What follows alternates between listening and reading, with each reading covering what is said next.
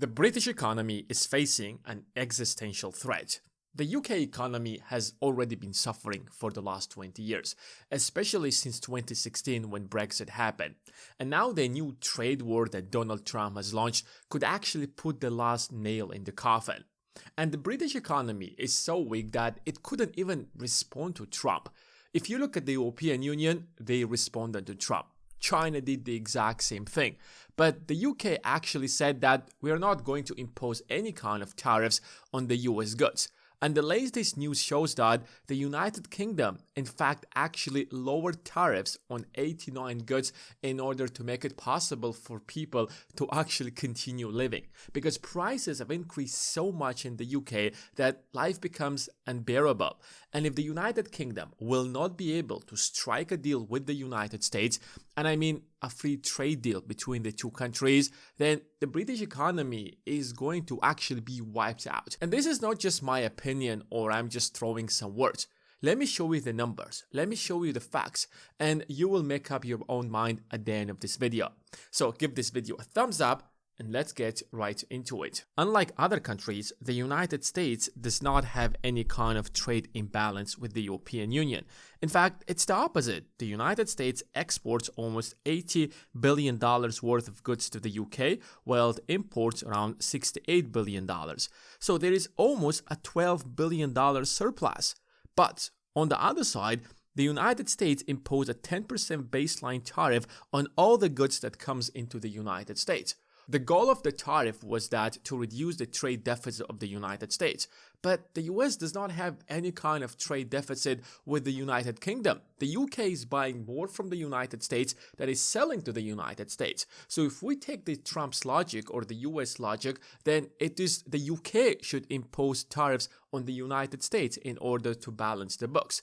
But Donald Trump has actually imposed a 10% baseline tariff, which means that everything that will go from the United Kingdom into the United States will increase in prices by 10%. There is also an additional reciprocal tariffs of 10%. The reciprocal tariffs right now are on pause for around 90 days in order to make sure that the two countries are actually reaching an agreement. And that pause is for every other country. So think about it right now. When both countries come into the negotiation table, what exactly the UK can actually offer the United States for the United States to lower down the tariff? And the British economy is not as big as the European economy or the Chinese economy or even the Japanese economy in order to actually ask for something and the United States would give it. It means that the UK will actually have to make real concession to the United States. The way that the economy works in the 21st century isn't about countries, but it's about corporations. So the bigger the market is, the more money a corporation can make, and it makes sense to actually sell in that market and choose that market over any other market. Like the US economy is so powerful because it has the largest consumer market in the world, that is followed by the European Union and then China and then the rest of the world. And if you look at the UK, it's number 8 and it cannot possibly compete or even come close to the United States or the European Union, which means that when it comes to the negotiation power, it doesn't actually have any kind of leverage over any of those countries. The British economy is as powerful as many European countries, but a lot of the European countries negotiate with the United States from the position of strength because they're negotiating as one giant bloc where they have the second largest consumer market in the world. But the UK does not have that. So striking a free trade deal with the United States is not going to be easy. And secondly, the United Kingdom does not have resources like a lot of oil like some countries, for example, in Middle East do, which means that it makes the entire situation significantly worse. But here's where the real problem actually starts. If you take any British company or the largest British companies, you will quickly realize that most of the British companies, for them, the largest market or the consumer market is the United States, which means that they're making much more money in the United States than they're making in the European Union. So if there is a very bad trade deal between the United Kingdom and the United States, most of these companies will easily choose the United States over the United Kingdom. Let's take a real example, Shell, which is a British company. If you look at their sales, suddenly you quickly realize that United States is single-handedly the largest market for them. The blue color that you see over here isn't just one country. That represents China, that represents the entire Asia. The entire Europe is also a big market for Shell, but the entire European Union isn't just about the European Union, but it's also the entire Europe and the UK. So the entire United Kingdom is a fraction of the sales for Shell. If Shell will be left with a choice to choose the United States or the United Kingdom, they will have no other choice. Either the company is going to drastically decrease and become a very small company, or they will have to move the entire operation into the United States because they're making much more money there than the United Kingdom. And secondly, if the European Union will be able to strike a very good deal with the United States, then it makes sense for Shell to move actually to the United States because they will be able to sell their products in the European Union and the United States at the same time. And these two markets are some of the largest markets for the entire company. AstraZeneca is another example. Trump have already talked that they're actually working on tariffs on pharmaceutical industry. And as of the last year, the United States, as you can clearly see in the chart right in front of me, makes the largest amount of sales for AstraZeneca. United Kingdom alone is not even on the chart. They are actually part of Europe. If there are going to be tariffs on AstraZeneca and pharmaceutical industry entirely, then AstraZeneca will find it much more profitable to go to the United States and produce their products in the United States and then simply ship them back to the United Kingdom. And here is the interesting part. Because the United Kingdom does not have any kind of tariffs on the United States, that means that you can actually produce AstraZeneca products in the United States and then avoid the taxes that the United States has and then bring those products to the United Kingdom, and there are no tariffs on the US products, which means that it is going to be significantly cheaper for AstraZeneca to move their production outside the United Kingdom to the United States. And that applies to another example, take Unilever, and you can clearly see again, the United States is their largest market. Of course, they have a lot of sales, for example, in the entire Asia. But again, the entire Asia could actually strike a much better deal with the United States than the entire United Kingdom. And even if the trade deal is going to be similar between the United Kingdom and the entire Southeast Asia or the entire Asian continent and the United States, then it's far better for Unilever to actually move their production to the United States because they will avoid the tariffs in the US, and the US is one of their largest, if not the largest market for them. And you can see that in every single company that you look at. BAE System, this is literally the icon of British engineering. They produce some of the sophisticated technology that Britain ever has.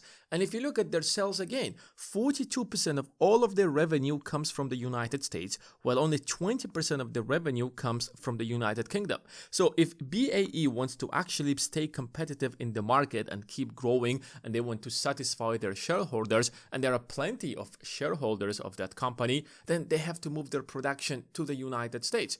They can still sell to the United Kingdom and avoid the tariffs because the United Kingdom does not have any kind of tariffs on the United States. So those products are going to be much cheaper if they're actually moved to the United States and then being shipped to the United Kingdom because the company will avoid all the tariffs. And again, we're talking about 10% tariff of baseline and an extra 10% of reciprocal tariffs that are going to get into effect in 90 days from now. British American Tobacco, 44% of their sales come from the United States. GSK, 44% of their sales also come from the United States. And this is the examples that I gave you from the largest corporations in the entire United Kingdom. I didn't even talk about smaller companies. So if you want to actually become big, if you want to become huge, even if you're a little startup right now in the United Kingdom and you're thinking about growing and you have all of these trade agreements that are not favorable to the United Kingdom, what are you going to do? You'll simply take your startup and you will go to the United States because you know that if you want to grow big, if you want to become a huge company, you have no opportunity in the United Kingdom. Especially you have to understand that the UK is no longer part of the European Union. And if you've been in the European Union, you still could have a chance because the European Union is a huge trading bloc by itself. 30% of all Rolls-Royce sales comes from the United States. For a very long time, this company represented the entire British engineering. And if they move their productions outside the United Kingdom to the US, just ask yourself a question. imagine how many talented jobs will be wiped out from the UK. And these are just the largest companies. Imagine about smaller companies. You have plenty of small companies in the UK whose sales come from the United States because they are export-driven companies. And recently, I came across the news that there is a steel plant, one of the largest steel plants in the United Kingdom, that is being closed down because the Chinese couldn't actually operate it at a profit in the UK. So if the Chinese couldn't operate a steel manufacturing plant in the UK at a profit, and now it's being handed back to the British government, do you think the British government can do a better job than private Chinese business people? Well, absolutely not. So that steel plant, which is the largest probably in the entire United Kingdom, is going to be operated at a huge loss. And United Kingdom doesn't actually produce as much steel. So it makes sense. So it makes no sense for any car manufacturer in the United Kingdom to produce their cars in the UK. It will be much better to do it in the United States, especially when the United States right now is trying to rebuild its entire steel industry. The UK cannot do that because the UK does not have the resources. But the United States, on the other side, they have the resources. Right now, China is the largest steel manufacturer in the world, but United States can easily catch up with that if they actually put the effort and if they still keep maintaining the 25% tariff. It makes no sense or economic sense for any company to bring steel from China if there is a 25% tariff. And with 25% tariff, more steel manufacturers will be open in the United States, which will bring down the cost of steel significantly down over the next couple of years. So you will see the entire auto industry of the United Kingdom slowly moving away from the UK into the United States, simply because it will be cheaper to manufacture their cars in the United States, and they're gonna make much more money in the United States. And British cars aren't cheap cars, aren't economy class. They are actually targeting the most expensive and luxury segment of the market, which means that a small increase in the price of production isn't going to have a huge difference in the final price of the car. Overall, that would lead to a lot of jobs moving outside the United Kingdom. That also means less investments in the United Kingdom, and that could also increase the prices of everything, which means that higher inflation. And this is exactly why the British government is so desperate to sign a free trade agreement with the United States. But I don't think it's possible. Maybe it is possible, but it doesn't seem like that, because the UK has nothing to offer to the United States for the United States to sign a free trade agreement with the British government, which is why you have to think about yourself, how you can take advantage out of the entire situation. You see, rich people don't actually care about these things. Why? Because they're thinking, how can I profit from what's happening? Some economies grow, others fall down. That is the nature of the world. And if you're thinking about yourself and you're thinking how to profit from it, then you're investing in the right stocks. You're investing in the right companies. Because at the end of the day, some companies will win and their stock price are going to shoot. And a lot of companies will lose and their stocks are going to go down. And the wise or the rich people during these uncertain times invest in the right companies. So become a better investor. Teach yourself how to invest. Teach yourself how to become a great stock picker. And if you need help with that, make sure to check the first link in the description. That's it for today, guys. Thanks for watching, and I will see you in the next one.